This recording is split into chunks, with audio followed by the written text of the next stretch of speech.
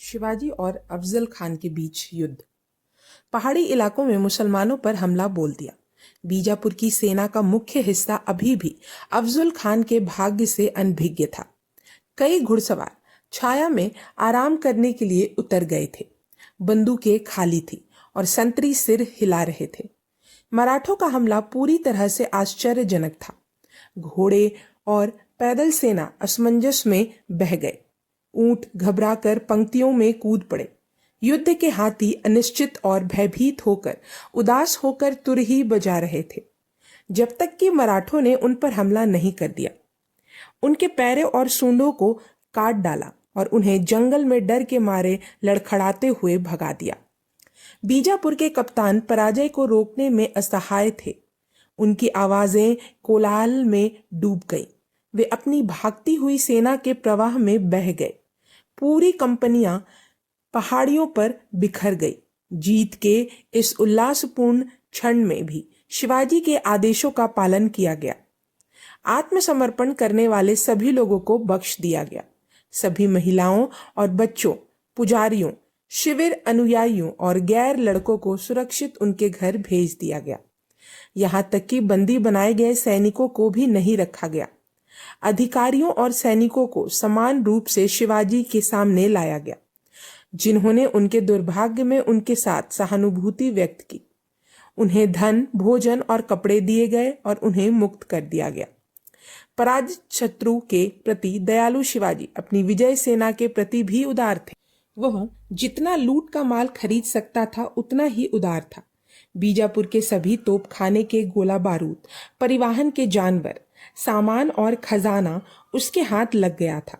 4000 घोड़े और 65 हाथी और 1200 ऊंट। मारे गए मराठों की विधवाओं को शिवाजी ने पेंशन दी, घायलों को पुरस्कार दिया और अपने काम में माहिर अधिकारियों को हाथी, गहने और सम्मान के वस्त्र दिए। जब बीजापुर में हार की खबर पहुंची तो वहां हड़कंप मच गया और शोक की लहर दौड़ गई। पूरा दरबार शोक में डूब गया। रानी माता ने खुद को एक कमरे में बंद कर लिया और कुछ भी खाने पीने से इनकार कर दिया। वह केवल मक्का की तीर्थ यात्रा पर जाने के लिए ही अपने एकांत से बाहर निकली। एक क्षण के लिए तो ऐसा लग रहा था मानो बीजापुर शहर भी मराठों के हाथों में चला जाएगा और वहां भी उतना ही आतंक व्याप्त था जितना मुगलों के आने पर था। लेकिन इस बात की कोई संभावना नहीं थी कि जहां औरंगजेब के घेराबंदी के इंजन विफल हो गए थे, वहां शिवाजी के पहाड़ी सैनिक सफल हो सकते थे। इसके अलावा हालांकि बीजापुर कभी भी शिवाजी की स्वतंत्रता को चुनौती नहीं दे पाया, लेकिन उसकी संपत्ति ने अब उसे और अपमान से बचा लिया। वह खोई हुई सेना और तोपखाना खरीद सकता था। भाड़े के सैनिकों की नई रेजिमेंटों की भर्ती की गई और एक सक्षम एम्बिशनियन कोऑर्डिनेटर सिदी जौहर को सेना की कमान सौंपी गई। शिवाजी, जो अपर्याप्त सेना के साथ बीजापुर क्षेत्र के मध्य में घुसे थे, को मार दिया गया। सिदी जौहर को आश्चर्यचकित कर पन्हाला की ओर पीछे हटने का निर्णय लिया गया। एक बार फिर उन्होंने कूटनीति का सहारा लिया। उन्होंने आत्मसमर्पण करने की पेशकश की, लेकिन अगले दिन यह लगभग अविश्वसनीय है कि मुसलमानों ने इस स्पष्ट रूप से तुच्छ प्रस्ताव पर गंभीरता से ध्यान दिया होगा।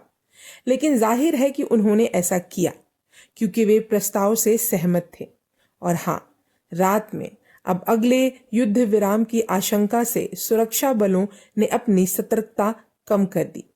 शिवाजी कुछ अनुयायियों के साथ शहर से बाहर निकल गए और उत्तर की ओर रंगना की घाटी की ओर बढ़ गए, जहां मराठा सेना मौजूद थी। पन्हाला की घेराबंदी पर जोर देने के बजाय, जो शिवाजी की अनुपस्थिति में शायद आत्मसमर्पण कर देता, अभिसिनाई उसके साथ की गई चाल से क्रोधित होकर घेराबंदी को हटा दिया और शिवाजी का पीछा करते हुए रंगना तक पहुंच गया। रंगना में तैनात मराठों की टुकड़ी पूरी बीजापुर सेना से लड़ने के लिए बहुत छोटी थी और सफलता की कोई संभावना नहीं थी।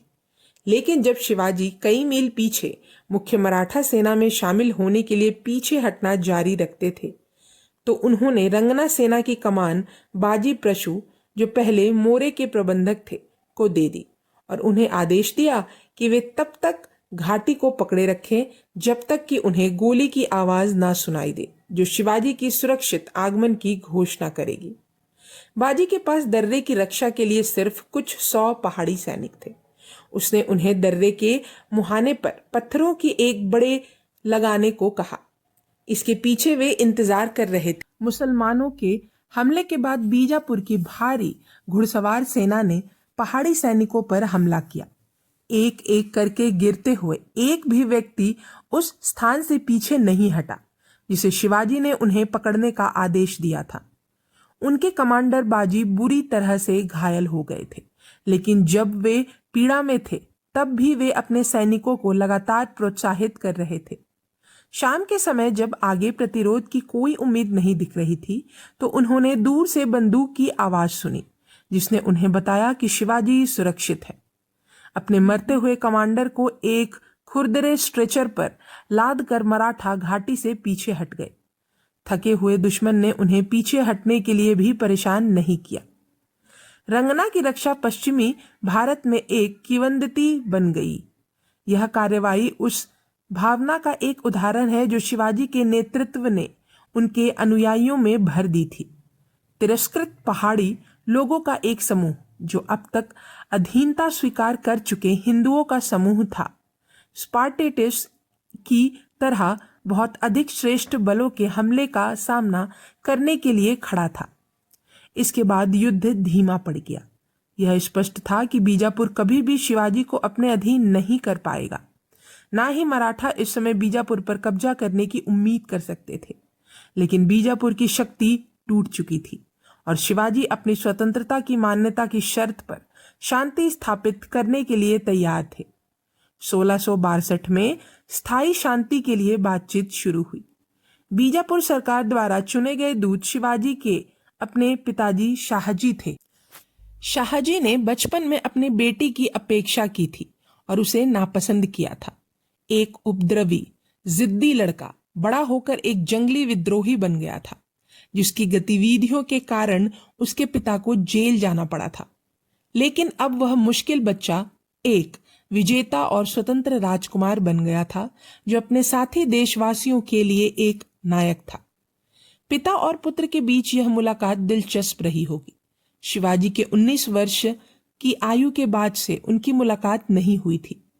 अब वह एक योद्धा बन चुका था। उसके चेहरे पर पहले से ही झुर्रियां और कठोरता थी। जब जीजाबाई उसे बीजापुर लेकर आई थी तब उसने जो देहाती अंगरखा पहना था उसकी जगह अब वह राजकुमार की तरह कपड़े पहने हुए था। अपने पिता की सारी उदासीनता के बावजूद शिवाजी ने उस बूढ़े व्यक्ति के साथ अद्भुत शिष्टाचार से पेश आया था। एक बालक के रूप में उन्होंने बीजापुर के सुल्तान के सामने झुकने से इनकार कर दिया था, लेकिन अब जबकि वे सुल्तान से भी अधिक भयभीत थे, वे अपने पिता के पास विनम्रता पूर्वक अपने हाथों को ठोड़ी के नीचे बांधकर पहुंचे, पूरी लंबाई तक दंडवत किया और अपने पिता के चरणों पर अपना माथा रख दिया। रोते हुए शाहजी ने अपने बेटे को उठाया और उसे गले लगा लिया। शिवाजी ने अपने पिता के लिए राजसी वैभव की पालकी मंगवाई थी, लेकिन वे स्वयं पालकी के बगल में नंगे पांव चले। वे अपने पिता को एक बड़े मंडप में ले गए जहां एक भोज तैयार किया गया था, लेकिन उन्होंने अपने पिता के साथ भोजन करने से इनकार कर दिया। अपने हाथों को छाती पर रखकर उनके सामने नम्रता पूर्वक खड़े रहने से संतुष्ट रहे। शाहजी ने उनसे अपने बगल में बैठने की विनती की। शिवाजी ने उत्तर दिया, तब तक नहीं जब तक आप मुझे माफ ना कर दीजिए, क्योंकि मैं सुल्तान द्वारा आपके कैद किए जाने का कारण बना था। एक बार फिर शाहजी रोए और अपने बेटे से बीती बातें भूल जाने की विनती की। इसलिए वे दोनों इकट्ठे हुए और साथ में भोज में बैठ गए। बीजापुर सरकार ने शाहजी को पूर्ण शक्ति प्रदान की थी। शिवाजी की सभी मांगें मान ली गई, उनकी स्वतंत्रता स्वीकार कर ली गई और उन्हें बंबई से गोवा तक के सभी तटीय क्षेत्रों, उनके द्वारा जीते गए सभी किलों और इंदापुर तक पूर्व में स्थित दक्कन के पठार का शासक मान लिया गया। जब यह संधि संपन्न हुई तो शाहजी बीजापुर लौट आए और सुल्तान के अधीन फिर से पदभार ग्रहण किया। उन्होंने अपने बेटे को फिर कभी नहीं देखा। कुछ समय बाद ही शिकार के मैदान में एक दुर्घटना में उनकी मृत्यु हो गई। यह भाग यहीं समाप्त होता है।